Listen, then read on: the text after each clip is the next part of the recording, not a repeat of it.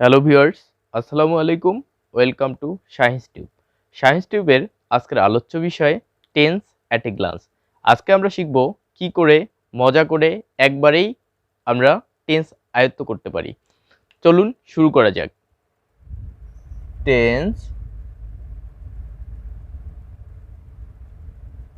At a glance, তো এক নজরে টেন্স। তো আমরা সবাই জানি টেন্স কাকে বলে। টেন্স যার বাংলা প্রতিশব্দ হলো কাল, অর্থাৎ ক্রিয়া বা কাজ, ক্রিয়া বা কাজ সম্পন্ন হওয়ার সময়কেই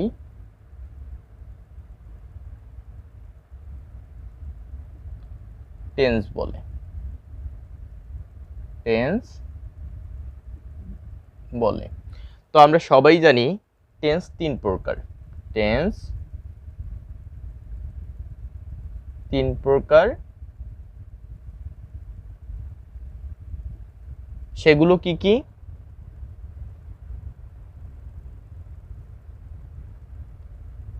সেগুলো হলো প্রেজেন্ট টেন্স,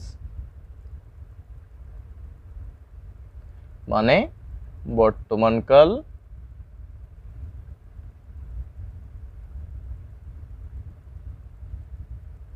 দুই হলো পাস্ট টেন্স, পাস্ট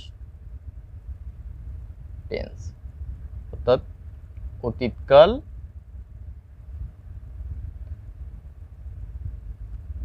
এবং তিন নম্বর যে টেন্সটি হলো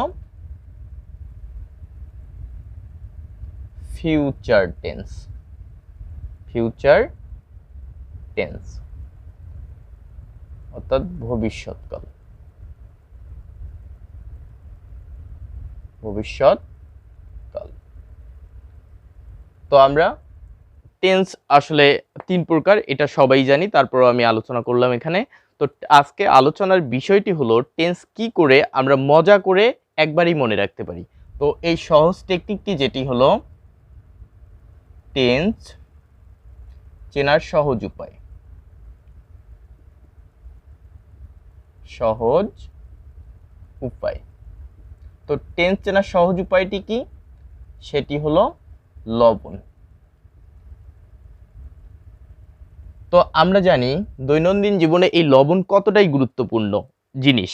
কারণ আপনি যতই বাজার সদাই করেন না কেন, আপনি দামি তরিতরকারি কিনলেন, কিন্তু বাসায় গিয়ে যে রান্না করতে হবে সেটি যতই আপনি এর সঙ্গে যতই আমরা স্পাইসি মেশাই না কেন সুস্বাদু করার জন্য, যদি আমরা লবণ না দেই তাহলে যেমন তরকারিতে স্বাদ ফিরে আসবে না, ঠিক তেমনই আপনি যদি টেন্স আয়ত্ত করতে না পারেন তাহলে পুরো গ্রামার আপনি কখনোই আয়ত্ত করতে পারবেন না। তাই টেন্স চেনার সহজ উপায়টি হলো লবণ। তাহলে লবণ বলতে আমরা কি বুঝবো? লবণের লতে যদি আমরা ধরি, যদি আমরা কাজের শেষে কখনো ল লাম পাই তাহলে বুঝবো এটি পাস্ট টেন্সে আছে, অর্থাৎ অতীতকালকে বোঝাচ্ছে। তারপরেরটায় আসি যে বতে, অর্থাৎ কাজের শেষে আমরা যদি কখনো দেখি তাহলে বুঝবো যে এটা ফিউচার টেন্স, অর্থাৎ ভবিষ্যৎকালকে বোঝাচ্ছে। তারপরে আসা যাক নতে আমরা যদি ধরি নাই, অর্থাৎ কাজের শেষে ল ব কিছুই যদি আমরা না পাই তাহলে বুঝে নেব যে এটা প্রেজেন্ট টেন্স। অতএব আমরা বলতে পারি কাজের শেষে ল থাকলে অথবা লাম থাকলে সেটা পাস্ট টেন্স, ব থাকলে ফিউচার টেন্স, এবং ল ব বিহীন যতগুলো পাবো আমরা, বাক্য পাবো, সবগুলোই প্রেজেন্ট টেন্সের আওতাভুক্ত। তো চলুন শুরু করা যাক। তাহলে আমরা এই টেন্স শেখার জন্য প্রথমে আমরা একটা সুন্দর করে ডায়াগ্রাম বা ছক আঁকতে পারি। তো আমরা প্রথমে ওই কাজটা করব, আমরা একটা ছক এঁকে নিচ্ছি এবং টেন্সের নামগুলো আমরা এই ছকের মধ্যে লিখব।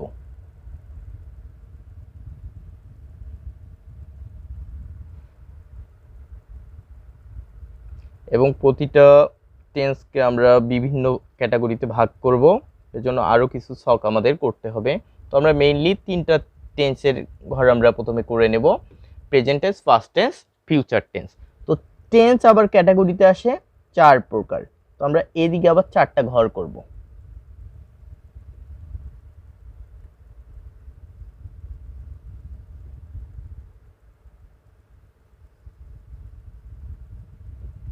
ওকে, শুরু করা যাক। আমরা প্রথমে টেন্সের নামগুলো লিখে নিচ্ছি।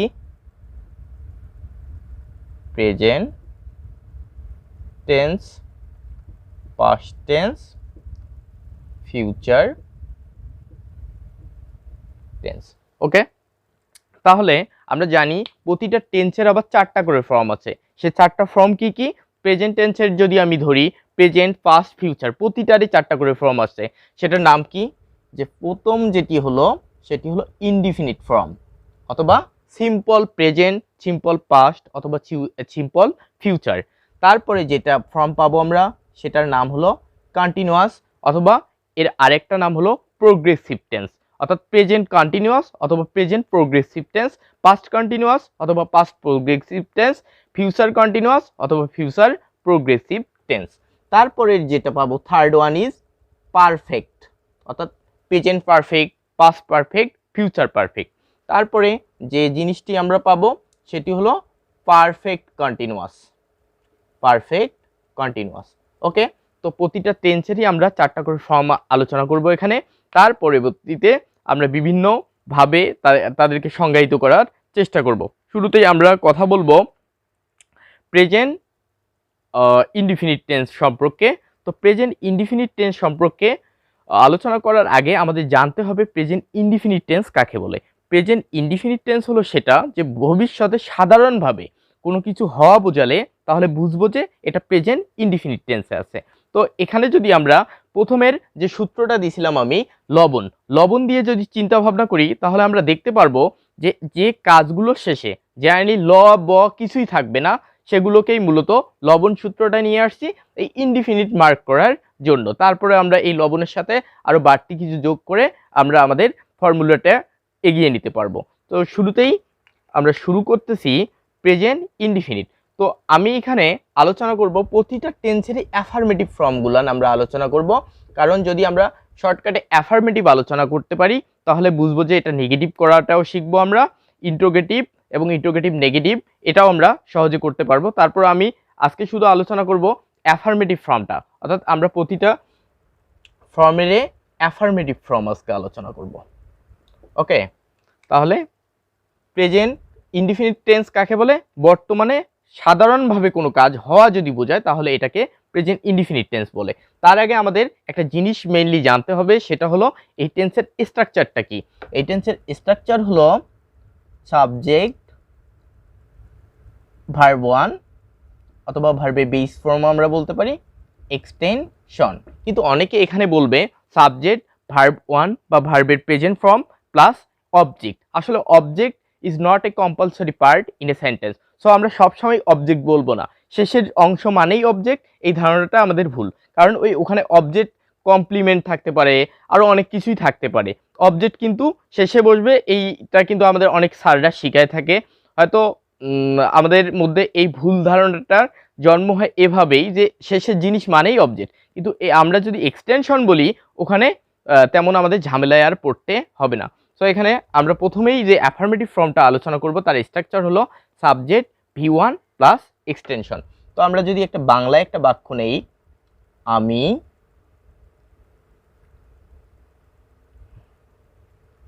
আমি ফুটবল খেলি, আমি ফুটবল খেলি, তাহলে এই বাক্যটার সাবজেক্টকে আমি, আমির আই। তাহলে ভার্ব নিয়ে আসি, আমার ভার্ব কোনটা? খেলি, আই প্লে। তারপর আমাদের এক্সটেনশন কোনটা, কার উপর আমার কাজটা সম্পূর্ণ হচ্ছে, সেটা হলো ফুটবল। তো আমরা এখানে ফুটবল লিখলাম। ওকে, তাহলে এখানে আমরা দেখতে পাচ্ছি যে সাবজেক্ট, তারপর ভি ওয়ান, তারপর এক্সটেনশন নামক একটা আমরা অবজেক্ট এটাকে বলতে পারি, এটার উপর আমার ক্রিয়াটা সম্পূর্ণ হয়েছে। কিন্তু অনেক সময় আমরা দেখব এই প্রেজেন্ট ইনডিফিনিটে ভার্বের সাথে এস থাকে, কিন্তু আমি কখন এই জিনিসটা বুঝবো যে ভার্বের সাথে কখন এস বা ইএস হবে? আসলে আমাদের পূর্বের ভিডিওতে আমরা আলোচনা করছিলাম যে third person singular number. Third person singular নাম্বারের আমরা সহজ একটা ওয়ে দিছিলাম। সে ওয়েটা হলো হি, শি, ইট অথবা যে কোনো ব্যক্তি বা বস্তুর নাম আসলে বুঝবো যে এটা থার্ড পারসন সিঙ্গুলার নাম্বার আছে। অতএব আমরা যে সাবজেক্ট হিসেবে যদি কখনো পাই হি, শি, ইট অথবা এক কোনো ব্যক্তি অথবা বস্তুর নাম থাকলে আমরা ভার্বের সাথে তখন এস ইউজ করব। এবং আমরা জানি প্রেজেন্ট ইনডিফিনিটে দুটি সাহায্যকারী ভার্ব আছে, সে দুটি হলো ডু এবং ডাজ। ডু এবং ডাজ।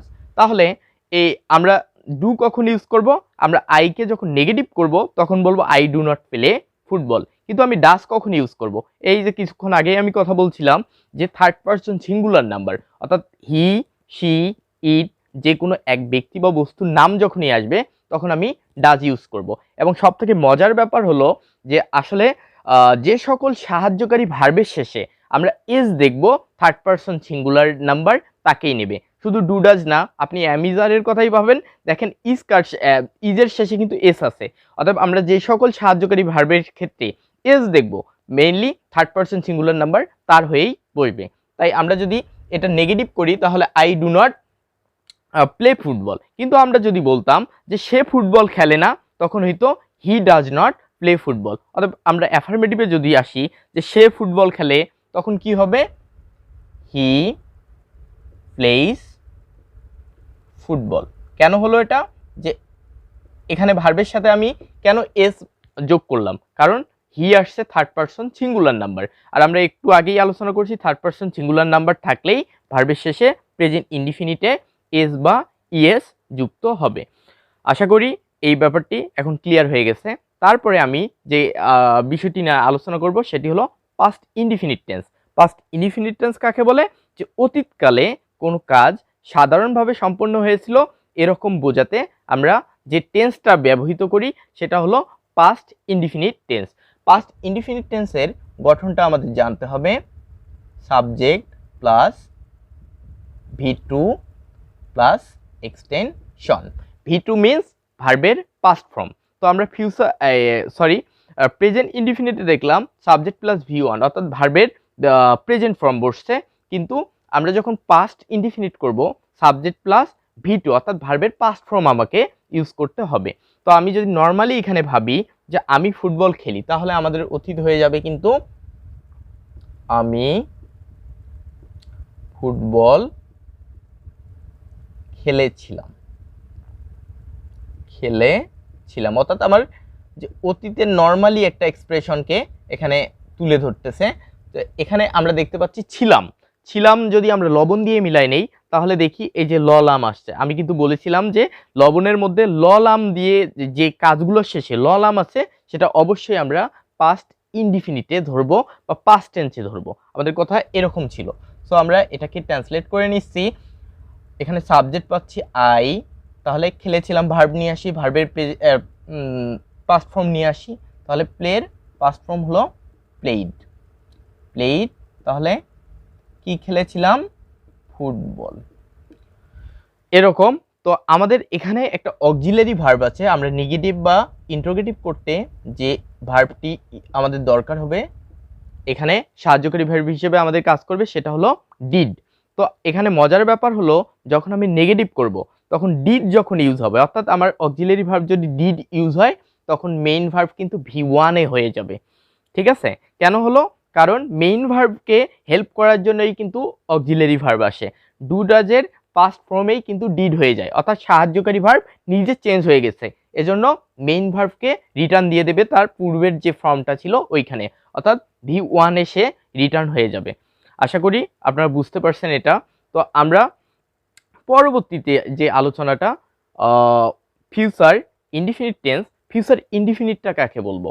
ফিউচার ইনডিফিনিট হলো সেই টেন্স ভবিষ্যতে সাধারণভাবে কোনো কাজ হবে এরকম বোঝালে তাকে আমরা বলবো ফিউচার ইনডিফিনিট টেন্স। তাহলে ফিউচার ইনডিফিনিট টেন্স এর আমাদের গঠনটা জানতে হবে। এর গঠনটা কি? Subject plus shall will, shall অথবা will plus V1 plus extension. এখানে অনেকের মধ্যে একটা খটকা লেগেই থাকে যে আসলে শ্যাল আর উইলের মধ্যে আমি কখন কোনটা ইউজ করব। আপনি যে কোনো একটা ইউজ করতে পারেন, কোনো সমস্যা নেই, কিন্তু যদি আপনি ক্লিয়ার হতে চান আর একটু, তাহলে আমি আপনাকে বলবো যে সাবজেক্ট যখন আপনি ফার্স্ট পারসন পাবেন, অর্থাৎ আই আর উই পাবেন, তখন আপনি শ্যাল ইউজ করতে পারেন এবং অন্য পার্সনের ক্ষেত্রে আপনি উইলটা ইউজ করতে পারেন। তো আমরা এইটাকেই আবার যদি ফিউচার ইনডিফিনিটে বানাই, তাহলে আমি ফুটবল খেলি, আমরা অতীত পড়লাম আমি ফুটবল খেলেছিলাম, তাহলে এর ফিউচার ইনডিফিনিটটা কি হবে?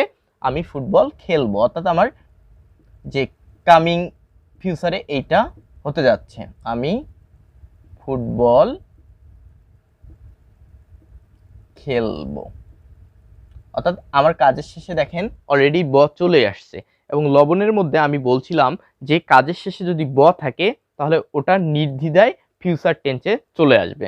সো আমরা বুঝলাম যে এই টেকনিকটা থেকে মূলত ফিউচার ইনডিফিনিটটা আমরা সলভ করতে পারবো, যে বুঝবো যে এটা ফিউচার ইনডিফিনিটে আসতেছে।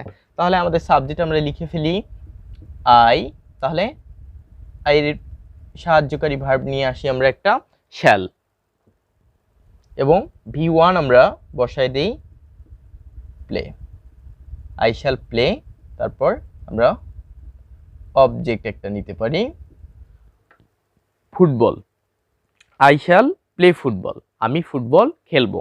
তাহলে আশা করি যে আপনারা ইনডিফিনিটটা সম্পর্কে ক্লিয়ার একটা ধারণা পেয়েছেন।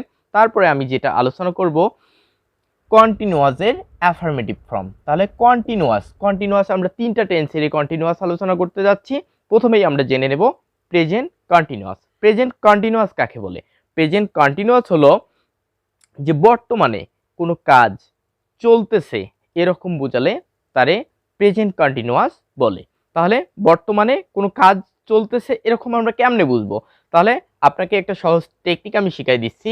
লবণের সামনে শুধু তে যুক্ত করবেন, কন্টিনিউয়াস আসলে আপনি তে প্লাস লবণ যুক্ত করে নেবেন। তো আমি এক্সাম্পল যখন দেব তখন আলোচনা আরো ক্লিয়ার করব, তার আগে আমাদের স্ট্রাকচারটা জেনে নেওয়া দরকার। তাহলে প্রেজেন্ট কন্টিনিউয়াসের স্ট্রাকচার কি? Subject plus am is are V1 ING plus extension. তাহলে আমাদের প্রেজেন্ট কন্টিনিউয়াসের স্ট্রাকচারটা হলো subject plus am is are V1 ING plus extension. এখন আমরা যদি তিনটারে একটু ডিসক্রিপশন দেই তাহলে বলতে হবে যে আই এর জন্ম শুধু যে এম এর জন্ম শুধু আই এর জন্য। ইজ কার ক্ষেত্রে বসে? আমি কিছুক্ষণ আগে বলছিলাম, ডুডার যখন ব্যাখ্যা করছিলাম তখন আমি বলছি যে সকল অক্সিলারি ভার্বের শেষে এস থাকবে, সেগুলো মূলত থার্ড পারসন সিঙ্গুলারের সাথে বসবে। অর্থাৎ সাবজেক্ট যখন আমরা হি শি ইট যে কোনো একজন ব্যক্তি বা বস্তুর নাম পাবো তখন আমরা ইজ ইউজ করব, এবং অন্য সকল যে সাবজেক্টের জন্য আমরা আর ইউজ করব। ওকে, ক্লিয়ার? তাহলে আমরা আমি ফুটবল খেলি এটাকে যদি প্রেজেন্ট কন্টিনিউয়াসে করি তার বাংলাটা হবে আমি ফুটবল খেলতেছি, আমি ফুটবল খেলতেছি। অর্থাৎ আমরা লবণের সাথে যদি মিলাই নেই, এখানে বাড়তি জিনিস হিসেবে আমি যেটা নিয়ে আসলাম তে যুক্ত থাকবে, কন্টিনিউয়াসে তে যুক্ত থাকবে এবং লবণ। অর্থাৎ লবণের মধ্যে দেখেন আমি বলছিলাম ললাম থাকবে এবং ফিউচার থাকলে ব থাকবে, এবং যদি না থাকে তাহলে বুঝবো যে ওটা প্রেজেন্টে আছে। দেখেন আপনি তে আছে কিন্তু ললাম আমরা শেষে ললাম বা ব কিছুই পাচ্ছি না, তার মানে বুঝবো আমি যে এটা প্রেজেন্ট কন্টিনিউয়াসে আছে। তাহলে আমরা এখন এটা ফিল আপ করে নেই। I am playing football, I am playing football. যদি এখানে থাকতো রহিম ফুটবল খেলতেছে তখন আমি কি নিয়ে আসতাম? রহিম থার্ড পারসন সিঙ্গুলার নাম্বার, তখন আমি নিয়ে আসতাম রহিম ইজ প্লেয়িং ফুটবল। কিন্তু যদি আসতো যে আমরা ফুটবল খেলতেছি, আমরা কিন্তু প্লুরাল ফর্মে চলে গেল। প্লুরাল যে কোনো ফর্ম আসলে আমরা আর নিতে পারি, উই আর প্লেয়িং ফুটবল। আশা করি আপনার এই প্রেজেন্ট কন্টিনিউয়াসটার সম্পর্কে ক্লিয়ার ধারণা পেয়েছেন। এখন আমি আলোচনা করব পাস্ট কন্টিনিউয়াস। পাস্ট কন্টিনিউয়াস কারে বলে? যে অতীতে কোনো কাজ কিছুক্ষণ ধরে চলেছিল এরকম বোঝালে তারে পাস্ট কন্টিনিউয়াস টেন্স বলে। তো পাস্ট কন্টিনিউয়াসের গঠনটা আমরা জেনে নেব। সাবজেক্ট সাবজেক্ট প্লাস ওয়াজ অথবা war, V1 ING plus extension. তাহলে আমরা যদি এখানে আরেকটা টেকনিক দেখি, সেটা হলো এম ইজ আর এর পাস্ট ফর্মেই কিন্তু ওয়াজ ওয়ার, অর্থাৎ বি ভার্বের পাস্ট ফর্ম যেটা আছে সেখানে আমরা ওয়াজ ওয়ার এটা পড়ে থাকবো। যখন আমরা কনজুগেশন ভার্বগুলো পড়ছি তখন আমরা এটা দেখতে পারছি নিশ্চয়ই। তাহলে আমি ফুটবল খেলতেছি, এটাকে যদি আমি পাস্টে নিয়ে যাই, একটু অতীত থেকে চিন্তা করি, তাহলে তার বাংলাটা আসে আমি ফুটবল খেলতেছিলাম, অর্থাৎ আমার অতীতে এই কাজটা কিছুক্ষণ ধরে চলেছিল। তাহলে আমি ফুটবল খেলতেছিলাম। তাহলে এখন লবণ দিয়ে মিলাই নেই, তাহলে দেখেন তে আছে প্লাস আমি বলছিলাম শেষে যদি ল লাম থাকে তাহলে বুঝতে হবে এটা পাস্ট টেন্সে। আমি আগে এই লবণ দিয়ে এর ব্লাড টেস্টটা করে নিই। সেটা দেখেন ল লাম আছে, লাম আছে, অর্থাৎ আমি বুঝলাম যে এটা পাস্ট টেন্সে আছে। কিন্তু এখন কিভাবে বুঝবো যে এটা কন্টিনিউয়াসে আসে? কারণ তার সামনেই আসে দেখেন এই তে আছে, তে থাকলেই বুঝবেন এটা কন্টিনিউয়াসে আছে এবং এটা পাস্ট কন্টিনিউয়াসকে মিন করতেছে। তাহলে আমি এটা ট্রান্সলেট করে নিচ্ছি। আই যদি সিঙ্গুলার হয় আমরা জানি ওয়াজ, এবং প্লুরাল যদি হয় তাহলে ওয়ার। আই যেহেতু সিঙ্গুলার এর জন্য আমি ইউজ করব was. I was playing football. I was playing football. Okay, তাহলে তার পরবর্তীতে আমরা আলোচনা করব ফিউচার কন্টিনিউয়াস। ফিউচার কন্টিনিউয়াস কারে বলে? ভবিষ্যতে কোনো কাজ কিছুক্ষণ ধরে চলবে এরকম বোঝালে তারে ফিউচার কন্টিনিউয়াস বলে। তাহলে ফিউচার কন্টিনিউয়াসের গঠনটা আমাদের জেনে নেওয়া যাক। প্রথমেই সাবজেক্ট, তারপরে শ্যাল উইল এর অক্সিলারি ভার্ব থাকবেই, তার সাথে আমরা এবার বাড়তি জিনিস হিসেবে লাগাবো বি, এবং আমরা জানি কন্টিনিউয়াস মানেই হলো V1 এর সাথে ING, V1 plus ING plus extension. Okay, আমরা যদি এটাকে ফিউচার কন্টিনিউয়াসে বানাই তাহলে হবে আমি ফুটবল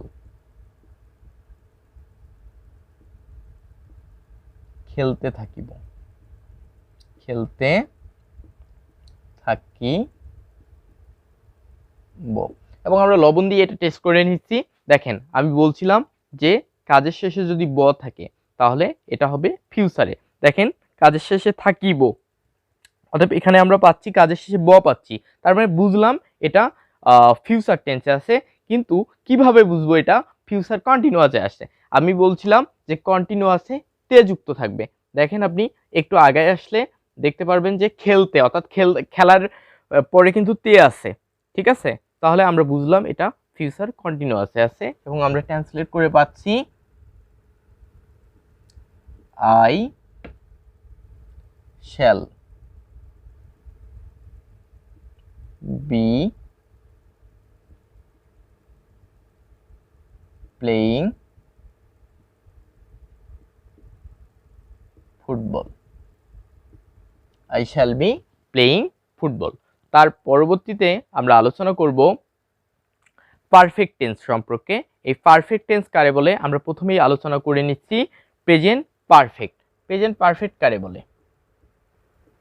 প্রেজেন্ট পারফেক্ট হলো সেই টেন্স যে কিছুক্ষণ আগে আমার কাজটা শেষ হয়ে গেছে কিন্তু তার ফলাফলটা এখন পর্যন্ত আমি ভোগ করতেছি বা বিদ্যমান আছে, এরকম যখনই বুঝাবে বুঝবো যে এটা প্রেজেন্ট পারফেক্ট টেন্সে আছে। তাহলে প্রেজেন্ট যেমন আমরা সবগুলো কন্টিনিউয়াসে পাইলাম তে, তো পারফেক্টের জন্য আমরা দেখব যে আ আছে, আ যুক্ত যে কোনো কাজের শেষে আ প্লাস লবণ, আ প্লাস লবণ, এটাই হলো পারফেক্ট টেন্সের একটা সহজ ট্রিক্স। তাহলে আমরা প্রথমেই এর গঠনটা জেনে নেই। Subject plus has, have plus V3 plus extension. Okay, তাহলে subject plus has, have, has have ভি3 প্লাস এক্সটেনশন। তাহলে আমরা যদি শুরু থেকেই আসি, তাহলে আমি ফুটবল খেলি এটা ছিল আমাদের ইনডিফিনিটে, তাহলে পারফেক্টে এসে এটা কি হবে, আমি ফুটবল খেলিয়াছি,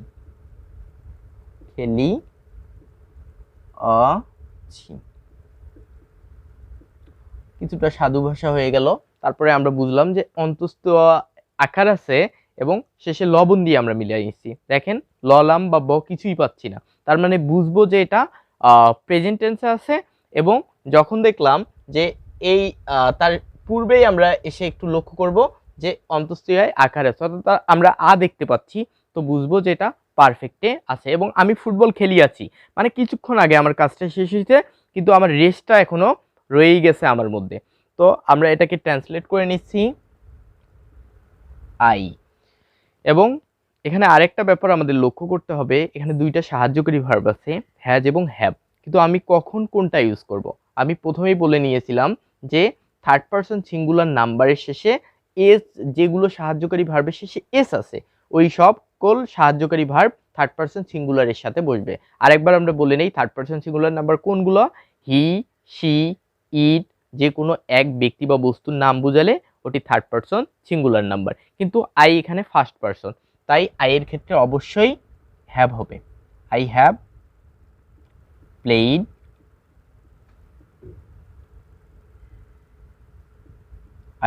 প্লেইড ফুটবল। ওকে, তাহলে আমরা প্রেজেন্ট পারফেক্টের ধারণাটা পেলাম। তারপরে আমরা আলোচনা করব পাস্ট পারফেক্ট। পাস্ট পারফেক্টে মূলত দুটি কাজ থাকবে। অতীতকালে দুটি কাজ সম্পন্ন হয়েছিল, একই সাথে সম্পন্ন হয়েছিল, কিন্তু একটি আগে এবং একটি পরে সম্পন্ন হয়েছে, এরকম বুঝালে তারে পাস্ট পারফেক্ট বলে। পাস্ট পারফেক্টের মধ্যে যে কাজটা আগে সম্পন্ন হবে সেটাকে বলবো পাস্ট পারফেক্ট, পরে হলে সেটা পাস্ট ইনডিফিনিট। এবং এখানে বিফোর এবং আফটার দ্বারা দুইটা অংশ যুক্ত থাকবে। তো আমরা এখানে বিফোর আর আফটারের সংযুক্ত আজকে দেখাবো না, আমরা শুধু সিম্পল একটা পাস্ট টেন্সকে এখানে উল্লেখ করব।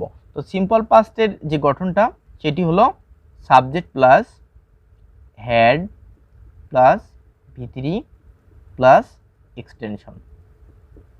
তাহলে সেটা কি, আমি তাহলে ফুটবল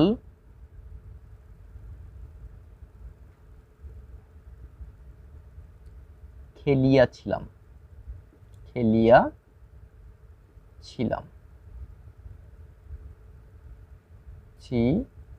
ওকে, তাহলে আমরা ট্রান্সলেট করে নেই আই, এবং এখানে একটাই সাহায্যকারী ভার্ব, সেটা হলো হ্যাড। I had played